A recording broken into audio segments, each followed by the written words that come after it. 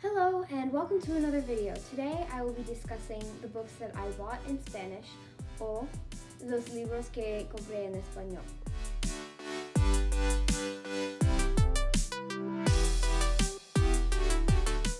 So I am basically going to tell the stories about how I came across these books and if I have read them, if I have not, in English, in Spanish, and everything that I can think about.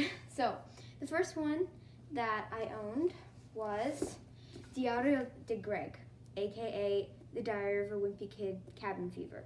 Atrapados en la Nieve is this book specifically. This was the very first book that I read in Spanish, which was very helpful because, as you know from Diary of a Wimpy Kid, there are pictures everywhere. So it was very helpful. The writing is very simple, so I was able to understand a lot. I read this when I was in 5th grade, the summer after I was in 5th grade, and I got it because I had stayed in an Airbnb in Granada, and the owners of the Airbnb let me keep the book. It was either that or I took the book.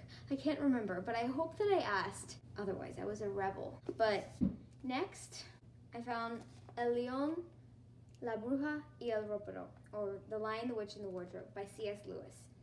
I have not read this book in Spanish. I've read it in English, but I have not come across the opportunity to read it in Spanish yet. I found this in the little library outside my house. And for those of you who don't know, The Lion, the Witch, and the Wardrobe is the first or the second book in the Chronicles of Narnia. However, there are many different interpretations, whether this is the first book or the second book. Personally, I believe that this should be read first. I read this book first out of all the books in that series, and I think that is the best one to start with.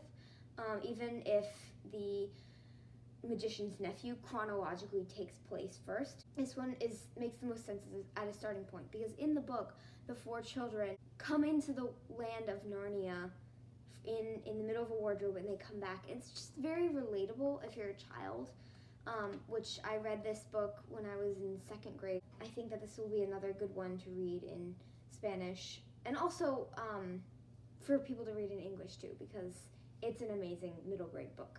After that, I went to Peru last summer and I bought 5 books in Spanish at a book fair. So 3 of those books are Harry Potter y la Piedra Filosofal, or Harry Potter and the Philosopher's Stone, Cress and Cinder of Las Crónicas Lunares, or the Lunar Chronicles by Marissa Meyer. And I also bought a Warriors book, Warrior Cats, and Harry Potter 4. But I got rid of those books because they were kind of falling apart. These books are very badly bound. I will admit, at this book fair, they were all really cheap books, but they were not very good quality books. Also, I got rid of the Warrior Cats books because all of the cats' names are actual words in English, and so all of the names were constantly changing. They were different, so I didn't really feel connected to the characters. So while I was in Peru, I read Cinder, which was very nice for me to get fully into the immersion process. I was on a study abroad program at the time, and I read Cinder. It was a little disconcerting how books in Spanish are, instead of quotation marks, there are lines used, like hyphens, but longer, to indicate dialogue, and that was very confusing to me. Another confusing thing was one of the characters is called Wolf, so his name in here was Lobo, and that was a little disconcerting as well. Every time I saw his name as Lobo, I wanted to shout, "No, it's Wolf!" But that was that.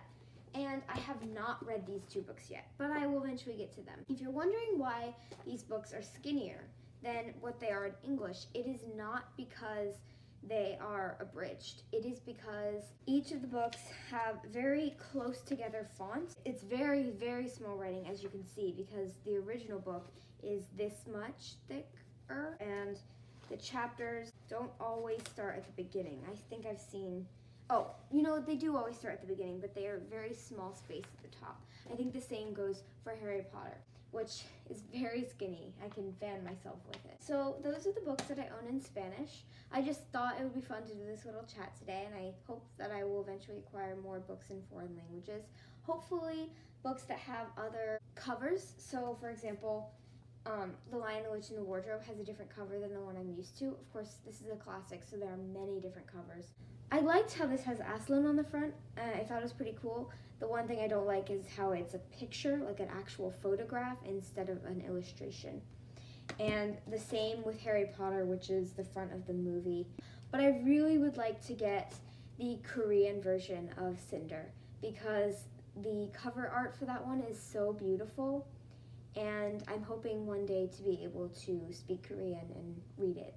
I can read it right now, but I have no idea what I'm saying, so I probably shouldn't say anything. And I hope that I learn it, and when I do, I will read that, and I hope to read the rest of these. Thank you for watching this short little dumb video, and I'll see you next time.